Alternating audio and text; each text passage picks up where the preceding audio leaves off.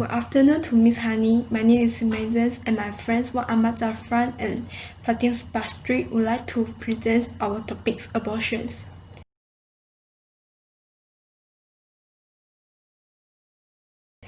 Nowadays, the rate of abortions increases in an alarming rate due to various reasons. Abortion is a medical procedure to terminate the pregnancy. The doctor removes the fetus from mother's body before it is viable. Mostly, the abortions will be done before 25 weeks of pregnancy, but actually the abortion should be done as early as possible. This is because if women early to perform the abortions, it will cause less harmful to their cervix or uterus, and also it is costless.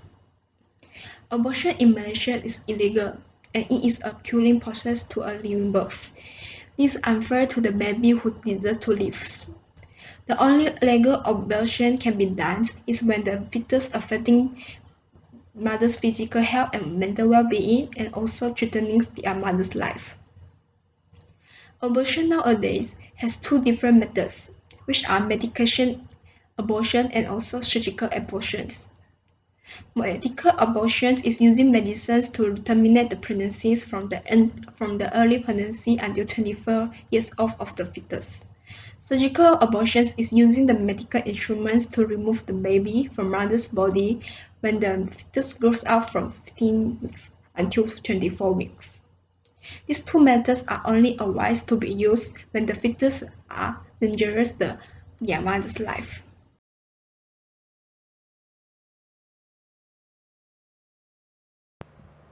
Hello and good day to Miss Hani and fellow friends.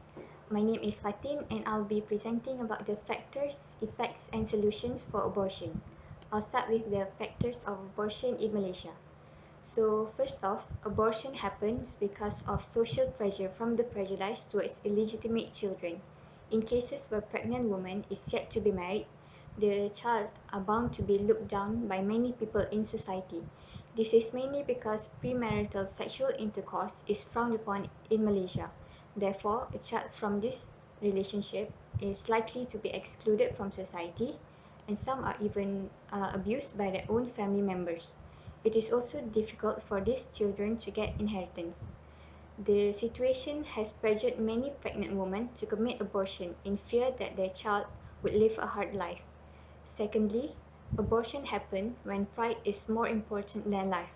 Some women, especially young teenage girls, do not want people to know that they had sex as they fear that they will be mocked. Some family members even encourage these ladies to get abortion in order to not disgrace the family. Thirdly, abortion happens because of health issues. Not all reasons for abortion is related to negative social issues. Some women tend to experience abnormal difficulties during their pregnancy period. These difficulties, it could threaten the life of baby as the baby is born, the life of the mother, or both of them. This cause for abortion to happen as it is considered as a safer option and has less risk than continuing the pregnancy or giving birth to the baby. That's all for the factors. Next is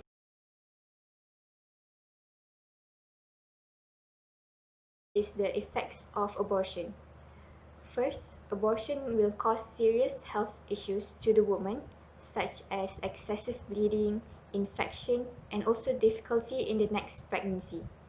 Other health effects include nausea, lower abdominal pain, and vomiting. In worst case scenario, the woman may even end up dying. Next, abortion can also cause mental issues due to the hormonal change and medication. Guilt and self-blame also contribute towards being mentally distressed. This will eventually lead to depression, anxiety, and low self-esteem if no help is provided necessarily. Abortion also affects the relationship between the couple, from the decision-making to the process and the after effects of the abortion.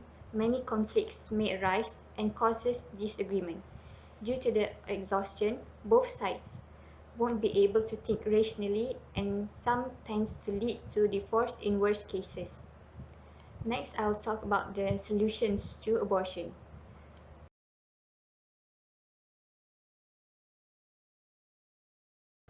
First off, the government should make laws and regulations to specify the procedure and methods allowed, and also the qualifications of the surgeon to perform the abortion. The laws should also include the qualification of the woman to get abortion, such as the reason why and also the health background of the woman. Fine and punishment should be given to those who are unqualified. Next, early exposure should also be given to teenagers in school to avoid underage sex. This is because abortion tends to happen when young ladies panic when they found out that they are pregnant. The last step is that NGOs and governments should also lend a hand to these future mothers by providing help and support. For example, to women who are homeless, teenagers, and the less fortunate can be helped by giving money, shelter, and providing guidance to motherhood. So, concluding, the factors, effects, and solutions to abortion should be taken seriously to avoid any unfortunate incidents in the future. So that's all for the factors, solutions, and effects of abortion. Thank you.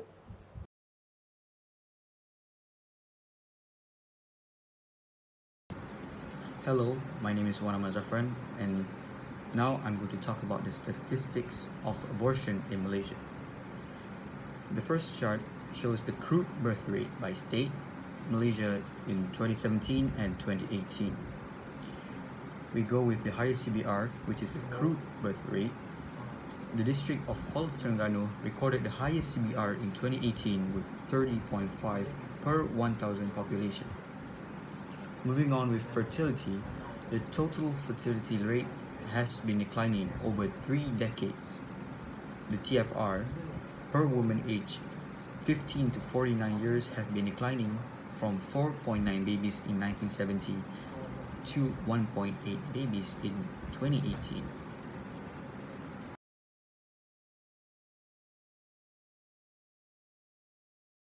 Moving on to the second chart, which is crude death rate by state in Malaysia 2017 and 2018.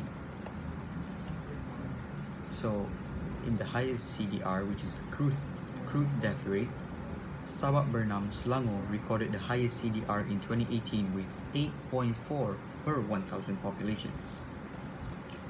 So to conclude the statistics, both CBR and CDR shows an increase between the year 2017 and 2018. Thus, we can predict that the statistics for the upcoming year will increase. Thank you.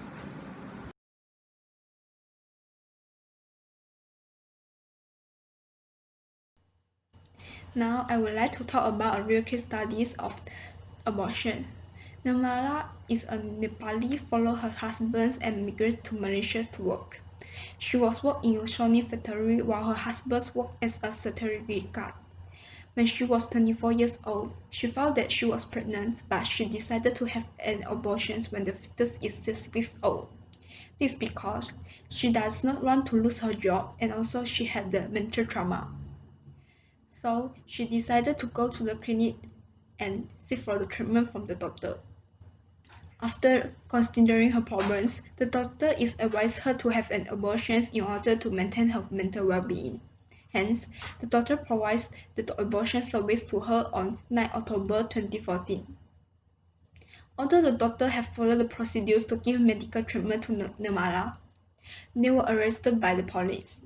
The prosecutions would mention that the doctor is doing the illegal abortions for Nirmala and violating the law of abortions under sections 312 and until 316, which are not allowed to derive someone's life.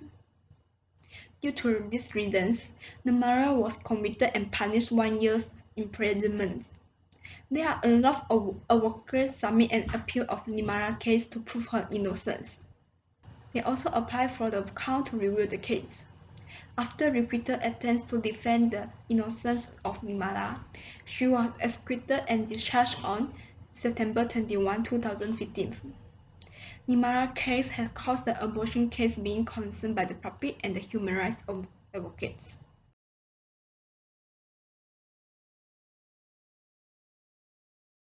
In conclusion, abortion should not be encouraged for non-ethical purposes. be it for children, young adults, or even the elders. According to the Malaysian law, abortions are not legally approved due to the social stigma. To add on, it is only best if we have no other way to amend the issue knowing that other alternatives are ineffective. Abortion is not something to be taken lightly as it can cause complications in the body of a woman. Encourage ourselves by doing medical researches on safe abortions and sex education in order to not only gain knowledge, thus helps us to be more considerate when being in this kind of situation. That's all for our presentations. Thank you for listening and hope you have a nice day.